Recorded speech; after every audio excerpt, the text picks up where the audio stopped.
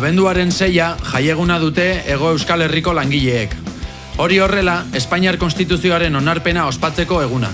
Frantziar eta Espainiar estatuek Euskal Herrian inposatutako mugen zein hori bermatzeko baliatzen dituzten instituzioen ondorioak agerian uzten dituen eguna dugu.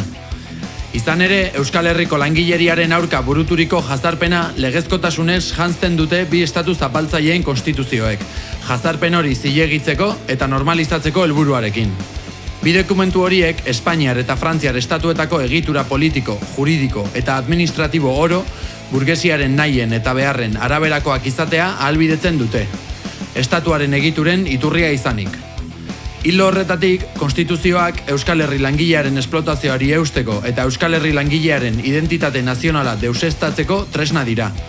Azken finean, Euskal Herriko lurraldeak bi estatuen artean zatituta egoteaz gain, bai Frantziak, bai Espainiak, euren egitura administratiboa baliatzen dute Euskal Herria asimilatzeko xedearekin. Frantziar estatuaren kasuan, Ipar Euskal Herria Pyrenees Atlantics departamentuan lausoturik dago, ukazioa baliatuta. Bestalde, Hego Euskal Herrian erregimen autonomikoa baliatzen dute, Euskal burgesiari bakarrik mesede egiten dion autogobernuaren eldarnioa sustatzen duena. Alta, lurralde zatiketaren helburua argia da.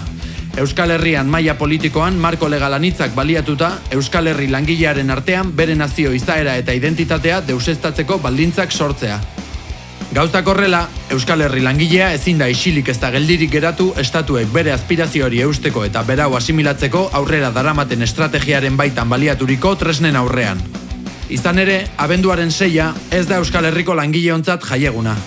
Gure eguneroko aspirazioa zilegiztatzeko saiakeraren erakusgarririk argiena baizik. Hori dela eta, Jarki antolakunde iraultzaileak abenduaren 6an konstituzioen aurkako aldarria Iruñeko kaleetan barrena ozen aldarrikatzeko deia luzatzen dio Euskal Herri langileari. Arratsaldeko 6:30 Errekoletak plazatik abiatuta burutuko duen manifestazioan.